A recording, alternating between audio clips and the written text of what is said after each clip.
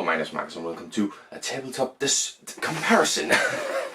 I'm going a bunch of different series. Anyways, today I'm comparing Catan, the base game from 1995 or something, to Catan Duel / the card game from a later date. I don't know when this was released. Yes, I'm trying to be more focused in this one, so let's start off with how you play the game, starting off with Catan. So Catan, you build up the island of Catan with hexagonal shapes. All but the middle tile, which is the desert, has some sort of a resource you put on. There's 5 resources in total. Then you distribute some circular tiles, which has on one side it has letters, on the other side it has numbers. The letters are visible in the start, in the setup. Then you roll the dice to figure out who starts. And the starting player places down a village and 2 roads coming from that village. And then that is your starting all the tiles that the village touches, that is your starting resources. Then you go around in the game, 3 or 4 players, place it down. The last person to place that down is the first person to place down the second village and 3rd and 4th roads. And then it goes back to the first player, and now you're ready to start. And the round basically goes, you roll the dice. Whatever it rolls results in nothing. I mean, all the circular tiles is going to be flipped over to numbers now. You roll the dice, and whatever number it creates, either you get a resource, or if it's number 7, the robber is activated.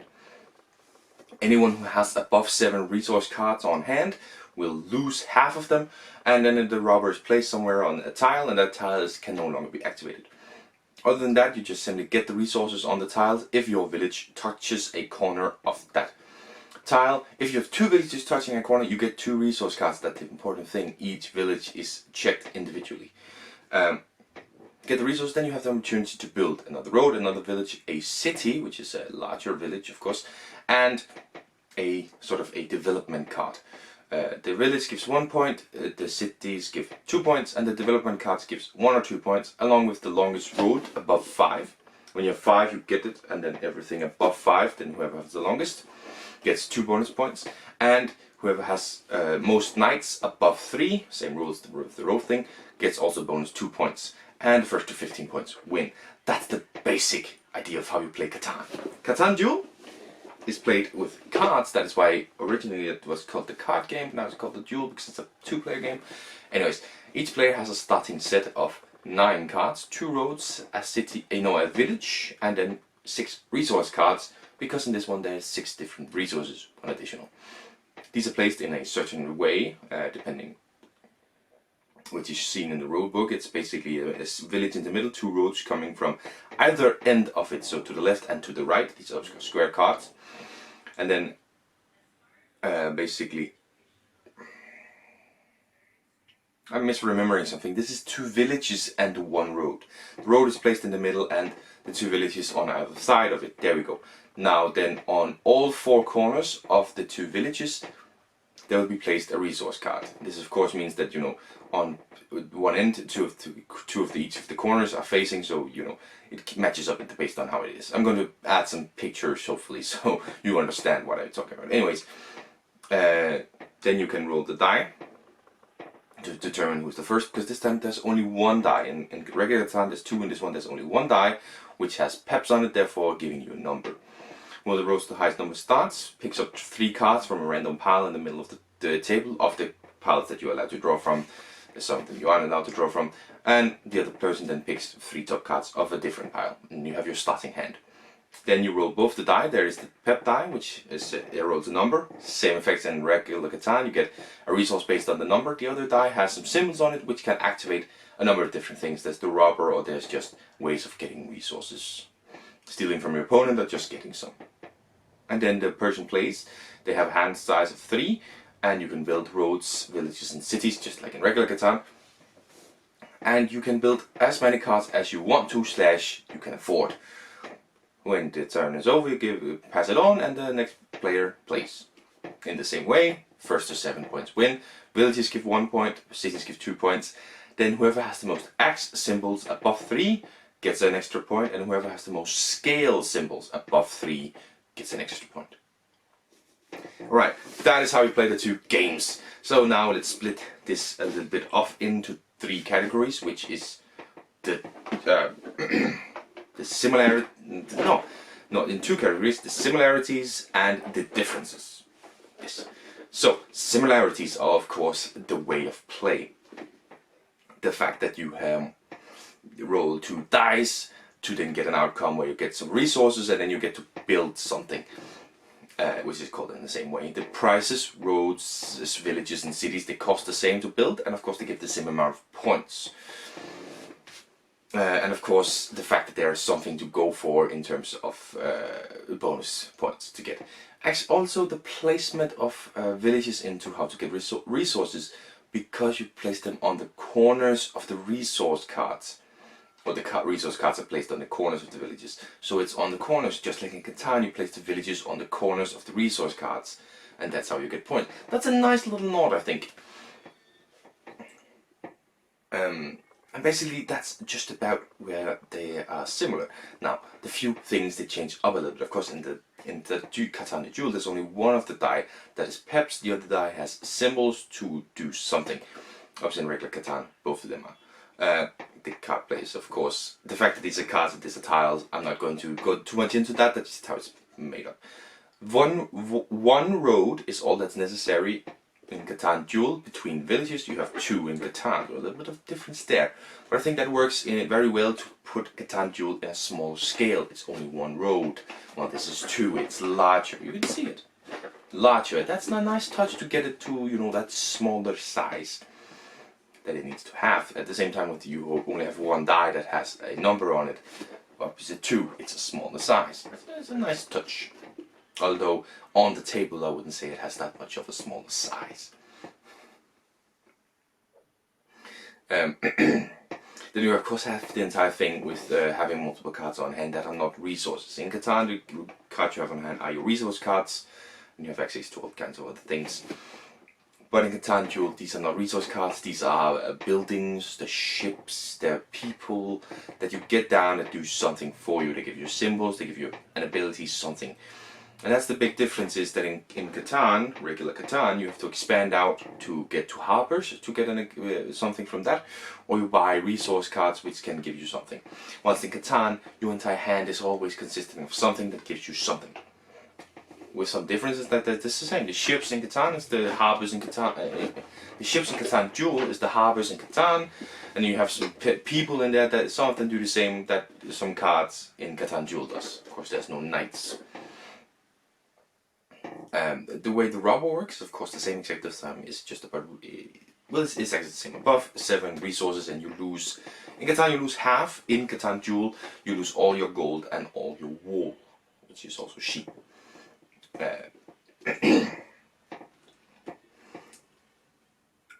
But about that smaller in size, Catan duel has an extra resource, gold. Otherwise, they have the same resources. But that has that extra resource of gold, so it also has more. It goes a little bit against that thing of smaller in size. Now it has more for you to work with. But something completely useless. I'm talking about that in just a second. A different thing also from Catan to Catan duel is, in Catan duel you have access to every resource, of course with different number, but you have access to it. In Catan, there might be resources you never get a hold of before very, very late in the game. I say never, but very late in the game you might get a hold of that resource automatically. And one thing that I quickly didn't talk about is, in Catan duel there's an actual rule. At the end of your round you get to trade. You put one of the cards in your hand at the bottom of the draw pile and you draw the top card. In Catan, trading is sort of encouraged to be done. It is the person whose turn it is who gets to decide whether you trade or not, but they can offer it out. They can sort of say, I need some wool, I need some corn, do anyone have it, what do you want in return? And then you can create a swap letter. It can happen basically at any point in your turn to be used throughout your turn. While in Catan duel, it happens at the end of your turn for something for next turn because you have something terrible on hand. There's a very big difference in the way trading works, and it takes something away from Catan. Catan is very much also a trading game. It is sure it's an exploration, getting resources and all that, but it's also very much a trading game.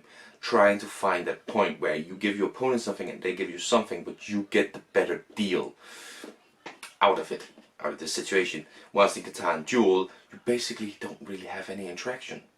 because the only interaction you have is if the die with symbols is rolled on the correct side, then you might have some interaction, or at the end of the game when you need to figure out who gets those 1 bonus points from axe symbols and from scale symbols. Other than that, you don't have a lot of interaction.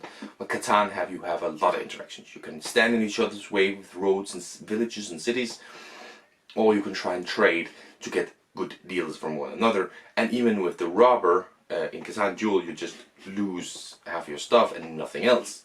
Lose all your gold, lose all your wool, nothing else. In regular Catan, where you place it, if someone has a village up to that one, you get to steal one of the resources. So it's very much a show of allegiances. When you place down the robber, who do I play with? Who do I want to play with? Well, if I take from you, you might not want to really be too keen on my side, but maybe if you have resources or something. That is taken away from you in Catan Duel, as you very much don't interact that much. There is one die phase that makes you directly interact with each other, and then there is 2 that makes you indirectly interact with one another. So there's not a lot of play interaction in Catan Duel. Obviously in regular Catan there actually is some. Now the Catan Duel has less points to achieve, again going into that one of a smaller size, 7 to 15 in regular Catan. There's also about way less ways of scoring. Only villages and cities, and then 1 bonus point gives you something. Catan has way more ways of scoring. Villages, cities is of course the bonuses, but also just straight up cards that just straight up give you points. And definitely Catan to me sometimes feels like quite a drawn out game, and it's very lucky because you have to die roll the correct phases. Now that is taken away a little bit in Catan Duel because you have access to all the numbers all the time, so you always get something from die rolls. That's not necessary in Catan, but the luck is amplified in Catan Duel, because if you draw up the correct cards, you're gonna have a nice time, and then you good die rolls, it's all good. So the luck is very much amplified through these cards that you use. Because I played with an opponent where she got the axe symbol. When I say she, I of course mean my fiance. She got the axe symbol on hers. And she just got a whole bunch of cards with the axe symbol and just dominated that one, and the harp symbol as well. I could not keep up because I wasn't drawing up those cards. That's all about luck. She was lucky to get away with that one. I'm then lucky that I roll the correct numbers so I can buy more villages and cities in the end, which is going to give me the victory, because the cities are worth 2 points. They're worth the most amount of points. So I just got 3 cities in, and I'm basically winning, right? Like, well, actually I got 2 cities, 2 villages, and then I got the what is called the weight scale symbol, and that's 7 points. So I win because I just went for that one, because I was lucky to get the correct cards and the correct die rolls, but I didn't really feel like it was an accomplishment. Obviously in Catan there is a little bit of mitigating your luck. You choose your starting location, which can be very much about which ones do I want to stay near in terms of resources and stuff. So you utilize that correctly. Then throughout the game you roll the die, and that's where it comes very Monopoly territory. You roll the die, see what happens. Every single one of your decisions is based around what the die rolls. If you can build a road or a village, you're gonna do it unless you want to save up to the bigger one of a city, right? I can build a village, but I want to build a city over here, so I'll wait a little bit or something. If you can't do any of the other things, and you like don't really want to wait, you buy a resource card because maybe you can afford that, or you just can't afford anything and you just move along. Everything is determined by the die rolls, and there's no AP, no analysis paralysis, because you know it immediately. It just rolled a 6, great, I get the gravel that I needed. Now I can build that city that I wanted. Oh, it rolled a 5. I got absolutely nothing that turn, so right now all I can build is just a road, so I'll just do that, because longest roads is still very important. You know it immediately. I've never sat there thinking, what am I going to do? I've sat there thinking, ooh, if it rolls this, I'll do this. If it rolls this, I'll do this. If it rolls this, I'll do this. If it rolls anything else than that, I'll do this. I've never been in doubt what I wanted to do based on what I had on hand and where I was on the board.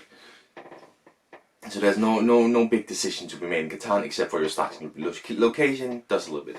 Catan Duel gets away with that. Like, you get everything in your starting location. So it's all about drawing from a pile, which sure, there's a choice. There's usually 4 piles, but it's all about luck. The question mark cards that are in Catan Duel, which gives you an event sort of thing to happen, is very much about specific symbols. And again, if you're lucky, such as my fiance was in that one, you get all those symbols and you just build from there. I say I won. She had 5 or 6 points. She was right behind me. I was just that tad bit more lucky with the die rolls, which gave me the victory. So definitely didn't feel earned in Catan Duel. I definitely felt like I just was lucky to get the win. In Catan, when I've lost, it just felt like it doesn't matter, I don't care. And when I've won, the one time I won, I did feel like I made a few clever decisions in terms of how to trade or where to build or which direction to go and stuff. I definitely felt like I made a few clever decisions which resulted in me winning. But I can also tell you right now, if I hadn't had the correct die rolls, I wouldn't have won. It's very lucky. In that way, they remind yourself of very much of each other, of very lucky games, where your decision is already made for you based on the die roll. I said the comparison to Monopoly, and I will stick with that comparison. In Monopoly, you roll the die, and based on what the die rolls, your decision for that turn has been made. So yeah, there is a card in Catan Duel where you can manipulate the die roll to have something of an interesting turn. In Catan, I don't think there is. I haven't stumbled upon it, at least. I can't remember. So, anyways, the big question I want to answer in this comparison video is: was Catan Duel necessary? Did you need a dual version of Catan? And most importantly, is it very much just a dual version, which is a 2-player version? Well, I mean, Catan, regular Catan, says that it is 3 or 4 players. It says it can't be played at 2. I very much disagree. You can play Catan at 2 players. Like, it's fine. Just play it at 2 players. It's a bit of a faster game. You do a little bit more, but you can play it at 2. You definitely can. Maybe you play some 3 villages to start. It even shortens the game a little bit. You can play Catan at 2. So Catan Duel, it wasn't necessary to make a 2-player version of Catan. Just say you can play Catan at 2 because you can. Now, but is Catan Duel a 2-player game necessarily? It really isn't. You have a starting set, but you could just add a 3rd starting set, or a 4th starting set, or a 5th starting set. And there was room for more players. You just needed to add more starting sets and probably some more cards to not run dry. But Catan Duel didn't need to be just a 2-player game. It isn't something where I think, oh, if you played this at 3, it would be ruined. And the same thing, Catan, playing at 2, I wouldn't think it was a bad game. So really it wasn't necessary. The games are equally bad in terms of the luck that they create. But you definitely feel that Catan Duel is made a smaller version of Catan. I think that's also very important to notice. Catan Duels, what they do in here, it feels small scale, but it feels like Catan. You have the resources, you roll the dice, you build roads and villages and cities. You have some events and you have action cards that can do something for you. You have a little bit of that in Catan as well. So it is different but feels like Catan. So if you like Catan, you could get Catan Duel. But to me,